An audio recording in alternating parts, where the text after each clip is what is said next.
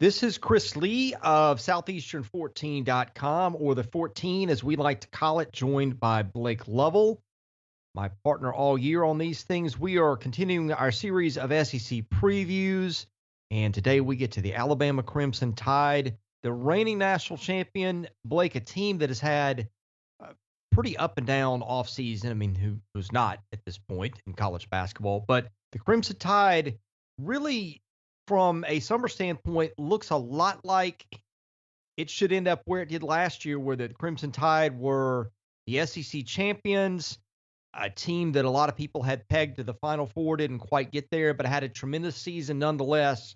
Nate Oates in year 3 has just done an unbelievable job in Tuscaloosa, and certainly it is hard to find a scenario under which you don't expect the Crimson Tide to make big waves again, pun mildly intended there, headed into next year. Yeah, I think what Alabama has going for them is what a lot of other programs have had going against them, and it's not everyone, and it's not in terms of the number. We're sitting here recording this. The transfer number in 2021 to date now, according to verbal commits, is 1738. So 1,738 transfers.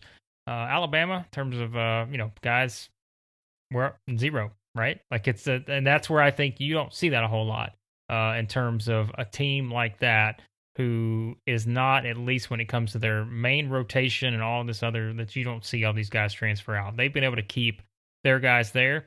And, oh, by the way, they've also added a plethora of very talented players that are only going to add to the depth they're going to have on this team. And I think, once again, it's not just going to, like, their style is always going to be a strength in terms of how Nate Oates wants to play and how challenging that is for teams to combat that. But I do think the strength of this team is going to be looking at just the depth and the options that he has to work with, and knowing that, you know what, we're probably going to talk about a couple different guys that we have high expectations for that may wind up not playing all that much, because there are so many other options perhaps in front of them to where, there's not going to be the minutes. Like, the minutes have got to come somewhere.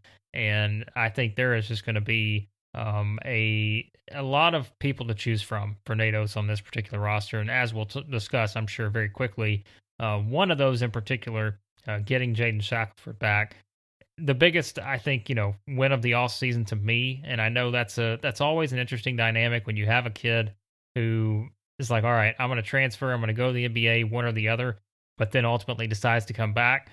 I mean, like it or not, and I can get why that can maybe rub people the wrong way a little bit sometimes when kids do that. And, we've even heard coaches say, I think it was Sam Pittman in Arkansas was one of the ones in terms of the recent SEC football media days, said, hey, if a kid decides that he's going to transfer from our program, he's not coming back. Well, I think this is the luxury, though, of the rules, how they are now.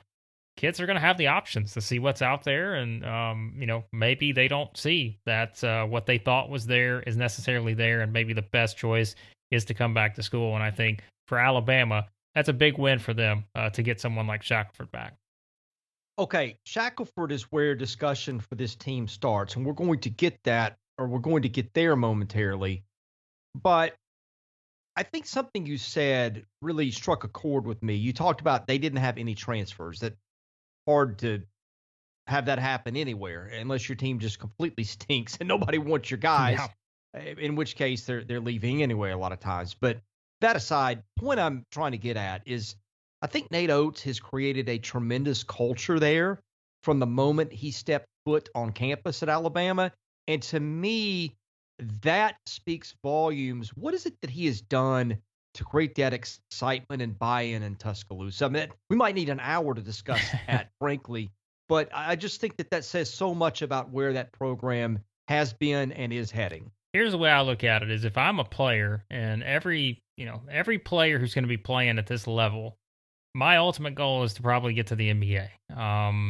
Maybe now that you can get paid in college, that helps, but I want to go make millions in the NBA, right? And that's what I want to get to. Well, if I am looking out there and looking at the different type of styles that I feel like are going to give me the best opportunity to not only get to that NBA, perhaps, in playing the type of role that I'm going to play, but also just in terms of like what's fun, like what do I look at that's going to be very exciting and fun, and how I want to play as a player.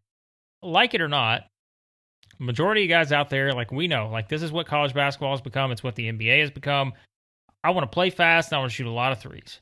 Like that's it. Like that's a lot of guys, that's what they want. And you don't have to agree with it, but it's like that's what's fun, I think, when you kind of see how things have evolved with basketball is that's how people want to play. And there are very few people that play faster in Alabama. There are very few people that shoot more threes in Alabama. And I hate to make this comparison because I know there is a rivalry aspect to this, but isn't this one of the same reasons we kind of seen Bruce Pearl be able to transform Auburn in the same sort of fashion? It's the same situation. It's not exactly the same, but I think that's why you've seen coaches like that, Nate Oates, Bruce Pearl, ones like that who have really, as we've seen, been able to build some of these programs to the level that they have.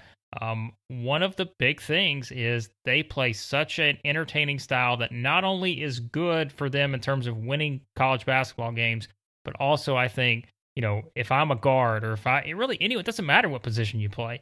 I feel like me playing for Nate Oates is going to put me in a great position to be able to not only have success in college, play for a winning program, but also that's going to help translate to the NBA. And look, we can also obviously throw in John Calipari, the same situation, although it's different because I think for that, it's that built-in brand at Kentucky and all those different things. But Nate Oates has found kind of that unique selling point for him at Alabama to where I can sell you on this is how we're going to play. You're going to love doing it. And what would not be attractive about wanting to play for Alabama and that type of style and how they play now? Well, and one more bit of supporting evidence on that. Two of the guys that really led that team last year, John Petty, Herb Jones, 4-year players there. That's hard to find anymore. Alex Reese was another guy that had been there 4 years, was a key backup for them. So, again, this isn't just a thing that just happened once. This is a guy who has kept guys in his program, developed them, and kept them around. And again, to do that and win in college basketball these days, almost impossible, but Nate Oates has figured out that formula. Okay, we said any talk of this team had to start with Jaden Shackleford. Now, Javon Quinterly might want a word there, but I think Shackleford enters the year as the best player on the team, led them in scoring a year ago, even with those seniors, even with guys like Petty around.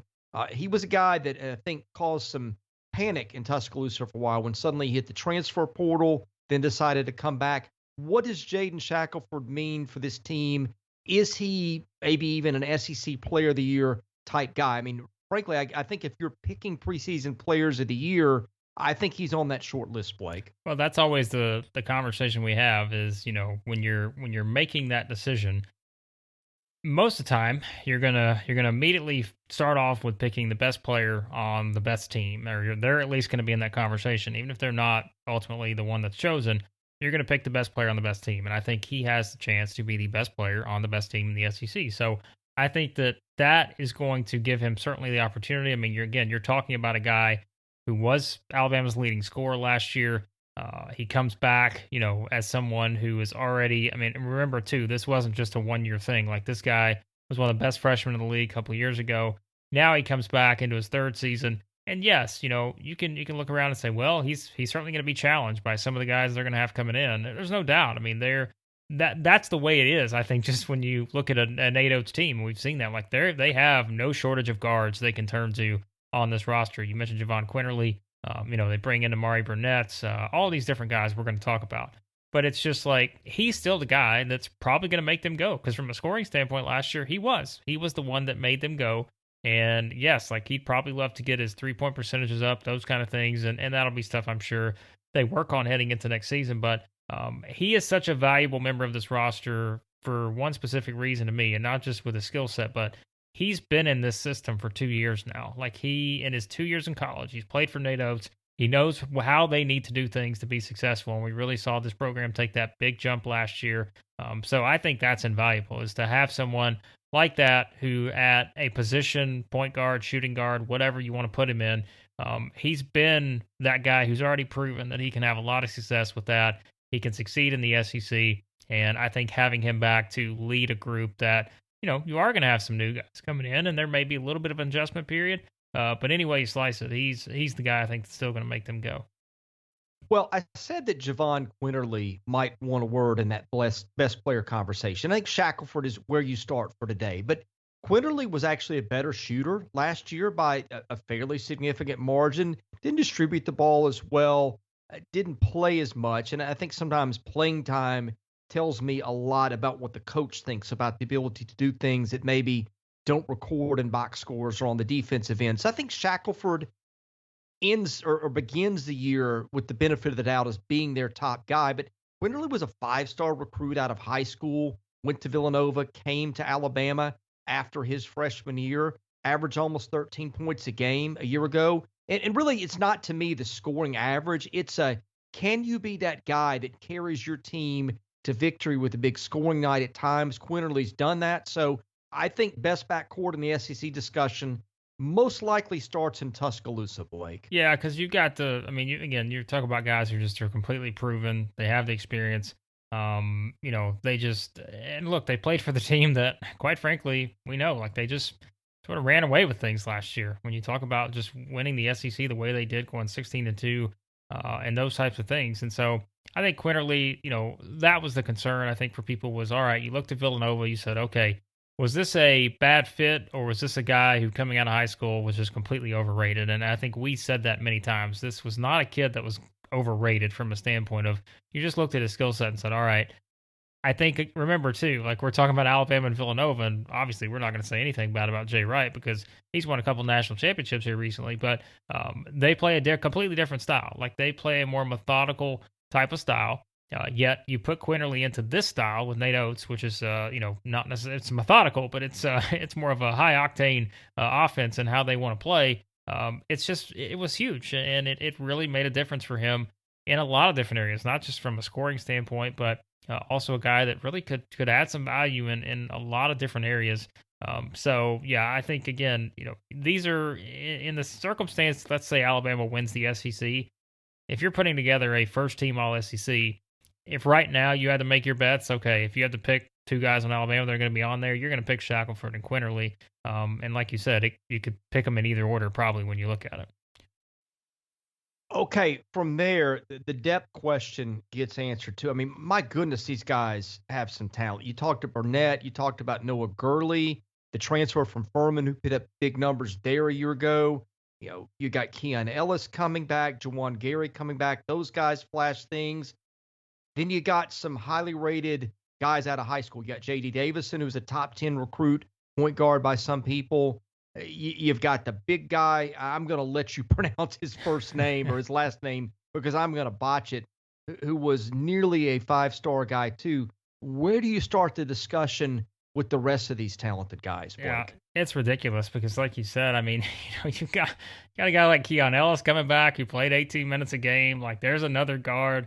You mentioned the others you're gonna have coming back with Gary and like Miles and like they're just, I mean, there's Ambrose Hilton, he's also on there, and then we're not even talking about the new guys like you said, where it is Burnett, it is Gurley. Like Burnett had originally considered Alabama. Most people wondered, was he going to choose him coming out of high school? He chose Texas Tech. Now he winds up at Alabama. Gurley, a proven kid from Furman. Can he, make that same type of jump, have that production coming there? I mean, because again, I think that's where, he's not just coming from a program that maybe just struggled on the mid-major level. Like Furman's been a pretty established program in recent years, as we know, and what they've been able to achieve. So this is another one because a guy who has experience in that sort of situation. But then, I think one of the questions comes into in the SEC, we know rim protection, having size, that is something that you need. This team that doesn't lack size overall, especially because you are going to add, someone like Alex Chiku, who knows what his role would have been last year had he not gotten injured. I think he probably is a factor last year right off the bat. And then you've got Charles Bekkiko coming in, another kid who's just, again, add size. You talk about with those two guys in particular, you're adding the type of size that you can't teach, right? Chico's 6'11", Bekkiko 7 foot.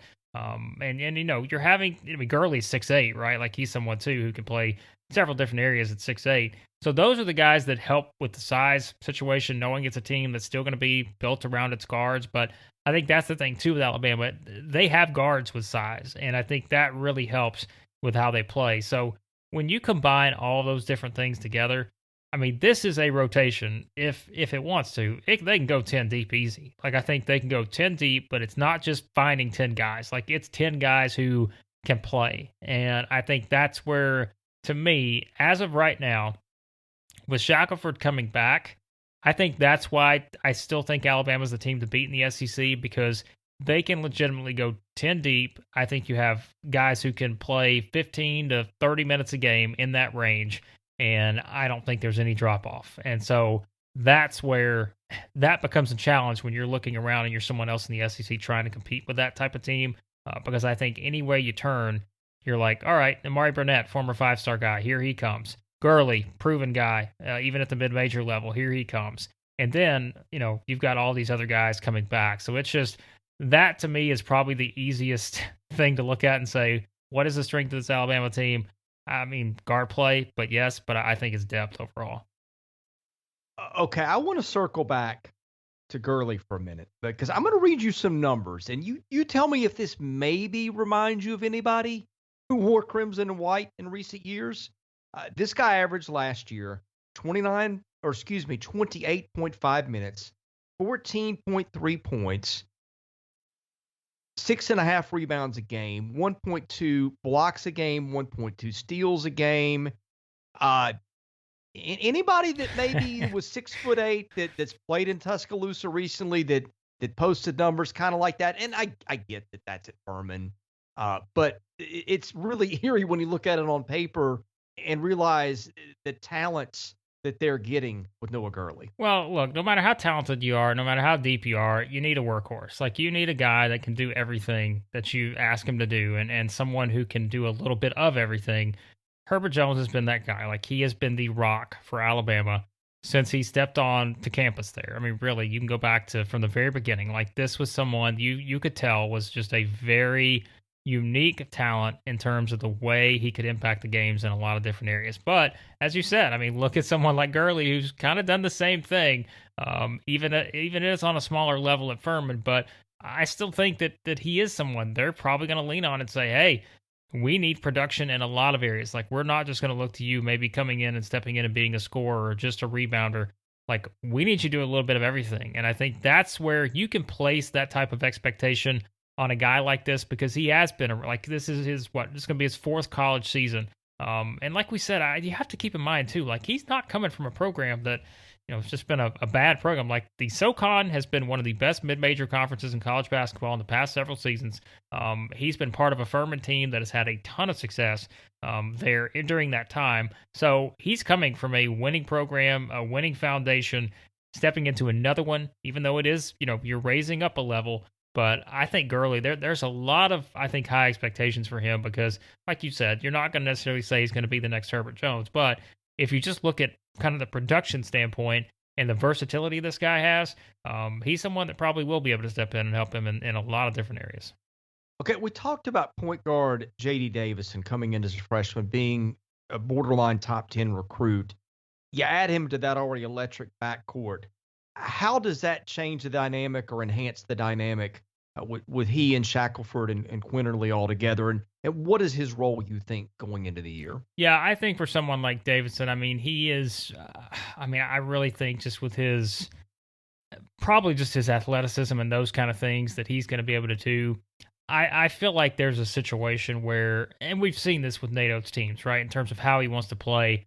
He's not afraid to roll out, 4 different guards on the floor at the same time if he needs to. And when you kind of look at just how this guy, in terms of Davidson, can score and his athleticism, all those different things, it's going to be hard to keep him off the floor. I really expect him to have a really great shot right away of being, like we said, if Alabama winds up being the best team in the league, is there a scenario where J.D. Davidson is maybe the best freshman in the conference? I don't think that's out of the question, just based on probably how they're going to use him. Because I just think that, my goodness, like he's going to be able to, I think right away, you'll see this early on with Alabama, is you'll see that he's going to be able to score, I think with Shackleford and Quinterly and like those kind of guys, like he's going to be able to, I think, to adapt pretty quickly to how you need to play, and knowing too that he's going to be placed in a role as a point guard. Remember, we got to remember the system we're talking about here and the style of play. That's the guy that sort of is the one who can make everything happen. And I think not only is that going to free up some different stuff, maybe for Shackleford and Quinterly, and of course everyone else that we're going to talk about, but that's going to be on the floor this year for them. But I also think it's just like he's going to be able to. I don't know, like I don't want to say it's like a Kyra Lewis situation because I don't know. I think it's hard to compare players when you look at different situations in that. But I think that's like how he could be perceived. Is this is a guy who's going to be able to perhaps score 20 points in a game, or perhaps he's going to be able to dish out 10 or 11 assists and still get his points too, just because he could be that much of an impact player. I think from that point guard position. Okay, I think X factor sometimes that gets slapped on a lot of players, but to me, Namari Burnett is one of the bigger X factors in this league because he was a guy didn't really work out at Texas Tech under Chris Beard, but he was a 5-star kid by some people. Again, didn't produce a lot a year ago, but sometimes these kids, they spend a year in college and you figure out pretty quickly that, okay, the 5-star rating was not warranted and he's not what we thought he was. And sometimes the situation just doesn't fit or health reasons or any number of things we can think of. So to me, Burnett is a guy that I don't know what they're getting given where he was as a recruit and what he did last year at Texas Tech, or maybe the lack of production that we might have suspected. Where do you think he fits in? How good is he this year for Alabama? Yeah, he brings size, strength, and I think he's like one of those sort of guys. Again, we talk about sort of the combo guards. Like they're the ones who can really, I think, make things happen in how Alabama wants to play. So I think that's a significant element for him. But too, I mean, as highly heralded as this guy was, again, there's only going to be so many minutes to go around. And, is he someone that's going to be able to maybe take minutes away from a Shackleford or a Quinterly or guys like that, or a Davidson? That's the question. And that's a good question, I think, to have if you're Alabama, if you know that, Namari Burnett could step into one of those roles, and knowing that, again, he is someone they wanted. They really wanted this kid right out of high school because they thought he fit exactly how they like to play. And so I think that's a positive that both parties have going for them in this sort of relationship now that they have. And I think I look at it to where, that's where we say like someone like a Keon Ellis who's coming back, that has already kind of proven and established himself in that role. He played 18 minutes a game, something like that. But, if you're Burnett coming in, like those are the kind of guys you look at and say, all right, I've got to prove that I can step in and be able to maybe take some of those minutes and be more valuable in that role that he could play. Do I think he's going to, wind up being someone that plays 30 minutes a game or something? I think that's really hard to say just because that the wealth is going to be spread around on this roster and it's going to be hard for them to keep some of these guys off the floor. So how he makes that transition, I don't know. Is it similar to how the same question we have with Quinterly last year? Maybe in some sense. How does he transition? Was it just fit? Was it those kind of things that maybe held him back from reaching his potential at Texas Tech? That's where I think we'll find that out pretty early. Well, and the other X factor, probably Charles Bekkiko. And look, that is a label I think that is fairly put on a lot of bigs, especially when they are young as freshmen, and especially when you're the type of big that he is. He's 6'11" and frankly skinny. 215 pounds by what I'm looking at right now. Don't know how that may or may not have changed over the summer. But anyway, anytime you've got a talented big like that can go a lot of ways right away. So to me, making picks with bigs can make you look silly in a hurry. But what's your gut on what he adds to them right away? Because, I mean, a 6'11" guy with length, I know athleticism is not maybe what he's known for as much as it is maybe overall just some basketball skill. But what do you think he gives Alabama? Because certainly having a talented big underneath, a luxury, again, most teams do not have. Yeah, and I think the best way to put it is he's an unknown, but that's not in a derogatory manner. Like I think it's unknown. That's maybe what his role is this season. I think maybe that's the best way to put it because I look at this team and you say, well, yes, like he has size, and this team, like I said, they're going to need size because you do have to replace, guys like Reese and Bruner from last season, and they're going to need some size on the floor, and like we said, it's going to be hard for them just to roll out maybe having five guards on the floor or something like that. Now, I do think this is where like a Noah Gurley can give you a little flexibility there because he is 6'8". I think he can play some different areas, so I think that's where they're going to have an advantage in some of those cases, and I think it's going to be fascinating to see like what does the starting lineup look like for Alabama this season. Who's the first guy off the bench, those kind of things. But I think with Bekkiko, and also like a Chiku, I mean, these are guys who are going to have to play some, you would think, because of their size, because I feel like they're going to have to offer something in the front court, whether that's just blocking shots, whether it's just rebounding, whatever they need. Like they're going to need to slot into those roles. I don't think we're looking at these guys as just sort of breakout offensive powerhouses this season, but I think they're going to have to offer something just from their element of the size that they have. And you pointed out the best part I thought was in the SEC. We've said this so many times with big guys who've come in, and we could run down a long list of them to say we feel like they're going to have success in the SEC, or they're going to have success on their specific team, but it's so much harder to gauge, I think, than looking at the guards, especially I think on a Nate Oates team, knowing exactly what a role could be for someone like Bekkiko in his first season. Well, I look at this and I also wonder, is there going to be a team in the league deeper than Alabama? I mean, we've touched on some of these other guys in bits and pieces, but like, I don't think we even talked about Javon Gary, who played a good bit last year. I mean, we touched Right. on Rojas and Ellis a bit, but I mean, I just see so many guys who contributed for them a year ago again and contributed on an elite team, which says a lot, at a young age. So I just see so many parts here of all the guys we haven't really got into. Maybe who are the two or three guys who have the biggest chance to make an impact this season, Blake? Yeah, I'm curious about Ellis. I've mentioned him a couple times. I think he's, someone that I found just it's just a very, intriguing player, I think, in terms of kind of what we saw from him. And really, I think what he can give you from, he was someone like he could score, he could rebound. I think his athleticism, his quickness, like they can give you different things. So I think just seeing how he fits in. I mean, again, think about all the different guards we've talked about. How does he fit in? I think also having, being at 6'6" and sort of the athleticism he has, like he can do a lot of different things for him. So he's probably the most intriguing of that group to me to see what his development looks like heading into this season. Elsewhere, like you said, I mean, you do still have someone like Gary who comes back, and I know he didn't play a ton, but it's guys like Gary, Rojas. I mean, we've seen those guys, and I think there's a spot for them in terms of minutes, but it's hard. Like on this particular team, like we said, knowing all the new guys you have coming in, how do you find that? I don't anticipate someone like Ellis being left out of the equation. And then, you do have someone like Keon Ambrose Hilton too, who had size. I mean, he's someone who, like we said, with sort of the guys in terms of their just in the front court. I mean, you've got someone who, as a forward, 6'8", 210.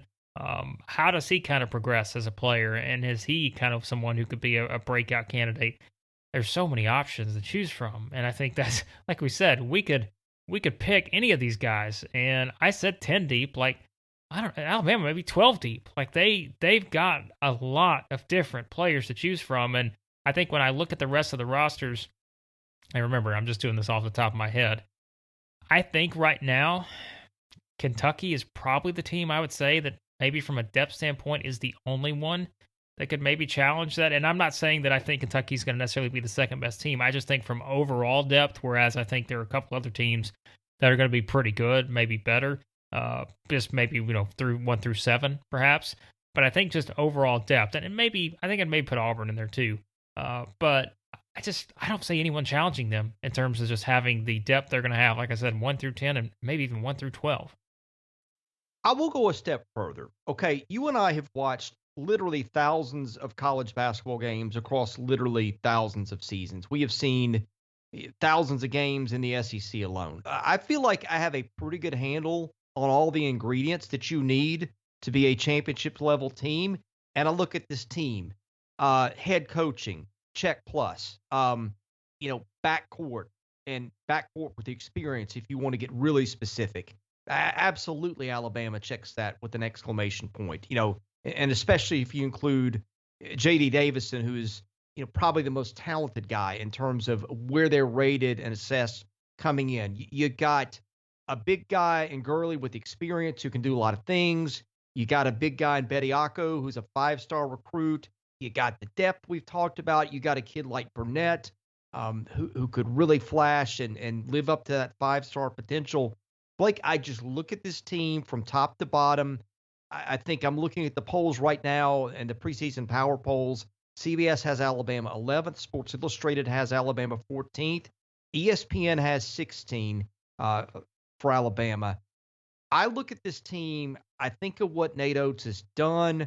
I look at all the pieces here to me, and frankly, that seems low. On paper, to me, I could see Alabama completely as a Final Four team. Am I reaching there? No, I think so. And there's one thing that we haven't talked about that I think has to be mentioned, because I think there were times where I think this guy, I don't want to say necessarily got an unfair criticism, because he did struggle at times throughout his Alabama career. But I mean, John Petty was someone that he can knock down shots, so we certainly know that. I mean, he led them in 3-pointers last year. He played more minutes than anyone on the team.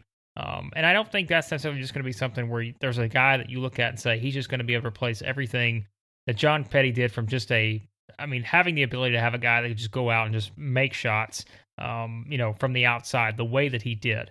Now, they have a lot of different options that could come together to meet that, though. And I think that's where, like you said, I don't see a lot of weaknesses. I think, like we said, the front court, to me, how they protect in the paint, rim protection, rebounding, I think those are actually questions we had last season too. I don't know what our questions are going to be specifically with this team in that area this season. I think you'll still have them depending on how, like we said, how does a Chiku, does a Bekkiko, guys like that, do they step into some of those bigger roles in that area? That I think you wait and see. But otherwise, they check all the boxes. And I just don't. How do you defend Alabama? That's the thing. It's like, I don't know how you defend this team. I don't know how. I mean, that was what we asked last season. Like, how do you defend this team? I have no idea. When you look at all the different potential ways they can beat you and the style they play, they're just a really hard team to prepare for. And that's where, how do you replace Petty? Can you replace the intangible aspect of a Herbert Jones? That to me is probably the biggest question. Because even with all the talent they have, that you can't replace a guy like that. And that's what I said. Like, I asked the question, but I don't think you can. But can you find guys who can maybe fit into that mold? That's where we talked about a Noah Gurley, perhaps doing that. Otherwise, I think good luck finding a lot of weaknesses with this team. Okay, I want to tie together a couple of things that you mentioned there, because this all goes back into coaching, which is a big reason that we are so bullish on Alabama, not just now, but as long as Oates is there. Okay, you mentioned John Petty. He's a kid who comes in as a 5-star guy. People are thinking maybe one and done. I don't think that people expected him to be in Alabama for his senior year, but he was. But that movie can go a lot of ways, right?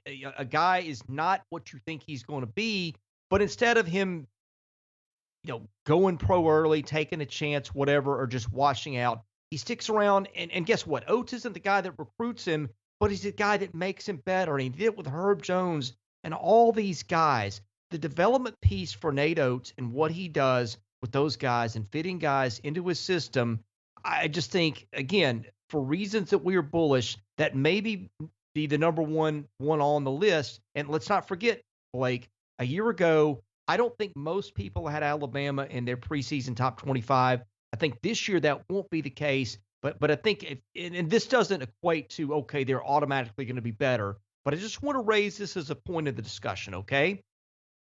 I think Alabama on paper, the forecast is better than it was a year ago, and we know how last year ended, and I think that's a good point to end this today. Yeah, I think so. I mean, they've earned optimism, just based on what they've accomplished. Like, what they did, we knew they would be better last season. None of us probably thought they were going to go 16-2 in the SEC.